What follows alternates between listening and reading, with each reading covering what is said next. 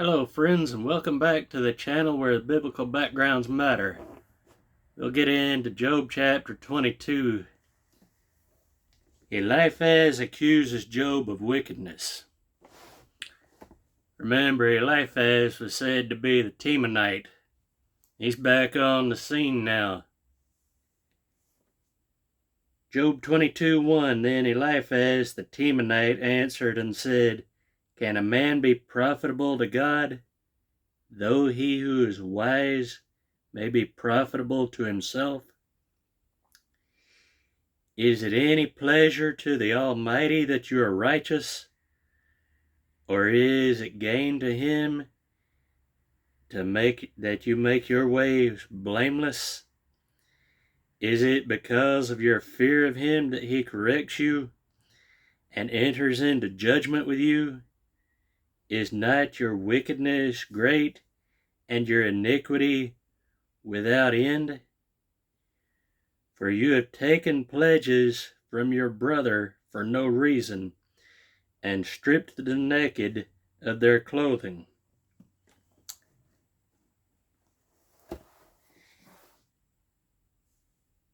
Eliphaz asked Job a series of questions before he made his accusation against him, though it was a false accusation.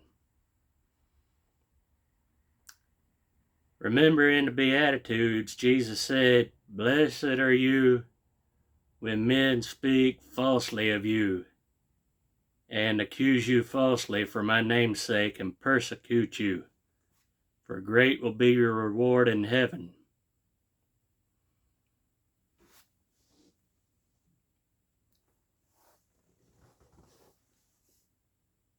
Verse 7 of Job chapter 22. You have not given the weary water to drink, and you have withheld bread from the hungry. But the mighty man possessed the land, and the honorable man dwelt in it. You have sent widows away empty, and the strength of the fatherless was crushed. Remember, all the way back to the beginning, Job had every material possession that a man could possibly want. It was all taken away from him within the twinkle of an eye. Yet he still worshipped and served the Lord. He maintained his patience. He said, "The Lord gives and the Lord takes away." By now, he has reached basically the lowest point of his life. He is learning how to suffer need, how to do without worldly possessions. And Eliphaz is accusing him falsely of taking from widows and of withholding possessions and blessings. Verse 10. Therefore snares are all around you, and sudden fear troubles you, or darkness so that you cannot see. An abundance of water covers you. Is not God in the height of heaven? And see the highest stars, how lofty they are? And you say, what does God know? Can he judge through the deep darkness? Thick clouds cover him so that he cannot see, and he walks above the circle of heaven. Eliphaz is basically saying to Job that God is no longer watching over him because he's at his lowest point. But remember, God is still in control of it all. Job knew this. Verse 15, will you keep to the old way which wicked men have trod, who were cut down before their time, whose foundations were swept away by a flood? They said to God, "Depart from us. What can the Almighty do to them?" Yet he filled their houses with good things, but the counsel of the wicked is far from me. The righteous see it and are glad, and the innocent laugh at them. Surely our adversaries are cut down, and the fire consumes their remnant.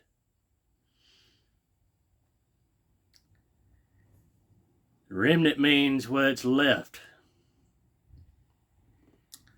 Means just a small portion. He says, surely our adversaries are cut down, and the fires consume their remnants. Eliphaz is making himself out to be the righteous one, and Job to be the wicked one.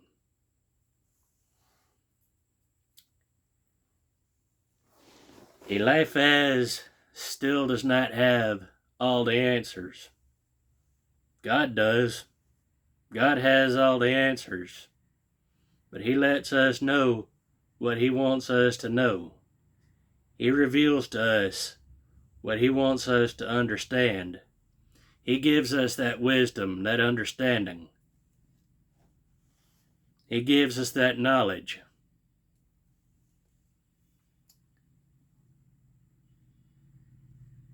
Verse 21.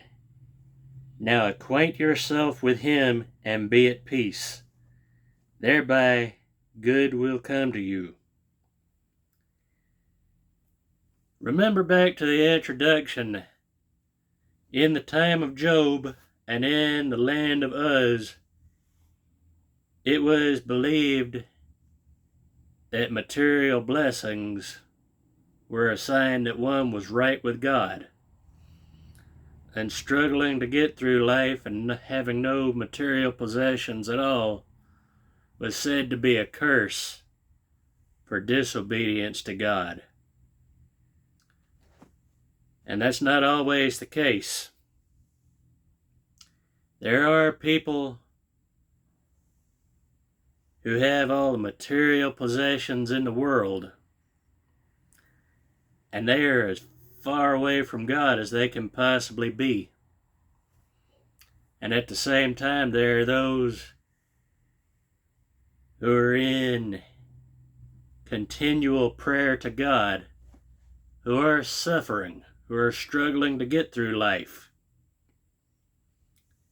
and just barely making it by the grace of God. So such judgment is said to be false.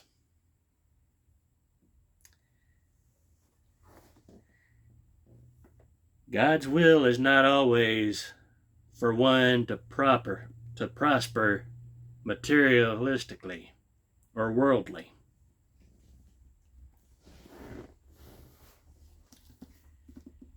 Verse 22, receive, please, instruction from his mouth, and lay up his words in your heart. If you return to the Almighty, you will be built up. You will remove iniquity far from your tents. Then you will lay your gold in the dust, and the gold of Ophir among the stones of the brooks. Yes, the Almighty will be your gold and your precious silver. For then will you have your delight in the Almighty, and lift up your face to God. You will make your prayer to him, he will hear you, and you will pay your vows.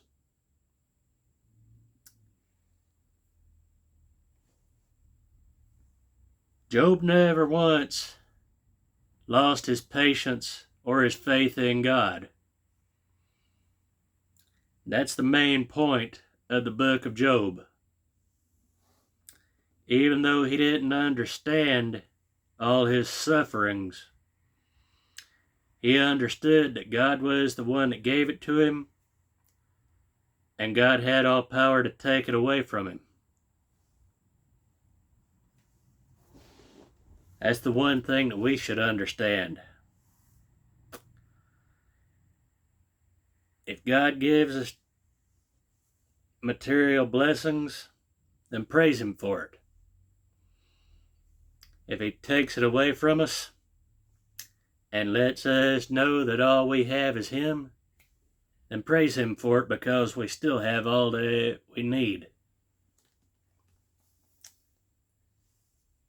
Verse 28, you will also declare a thing, and it will be established for you. So light will shine on your ways. When they cast you down, you say, exaltation will come. Then He will save the humble person.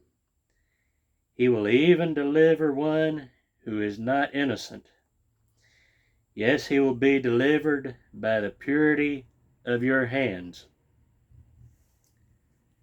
Jesus said, whosoever exalts himself shall be abased, and whosoever humbles himself shall be exalted.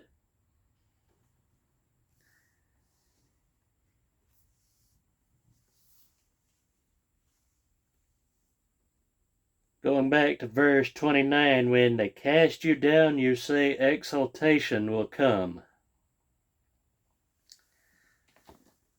God will exalt you in due time if you'll humble yourself before Him.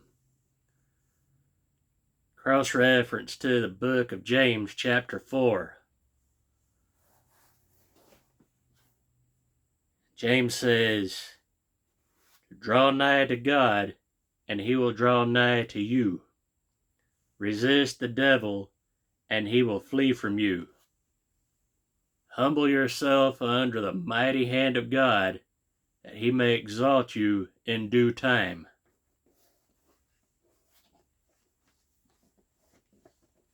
If there's any lesson that we can get from Job, it's to stay humble, to know that God is sovereign, that He is in control,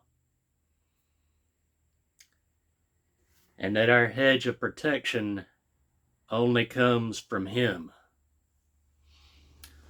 Until next time, God bless you. Leave your comments down in the comments section, and remember that biblical backgrounds matter. Y'all have a good rest of the week, and until next time, may God bless y'all.